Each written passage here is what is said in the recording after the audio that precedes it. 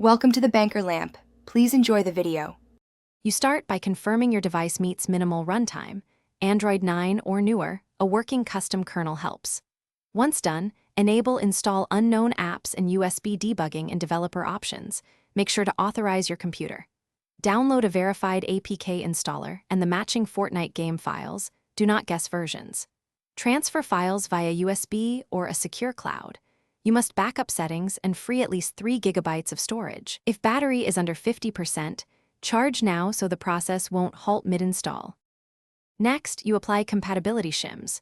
Use a long-term support kernel or vendor compatibility layer if required, because Fortnite checks CPU and graphics. Then install the APK with ADB using a DB install R app. APK. This preserves data and replaces partial installs. Once installed, copy the OBB or game data into Android/OB or Android/data with correct ARM or ARM64 assets. Make sure file permissions match the app owner. If not, use a DB shell to chown and chmod so the game can read assets. Finally, launch Fortnite to let it initialize shaders and expand game files. You'll often see an initial update. Allow it to finish.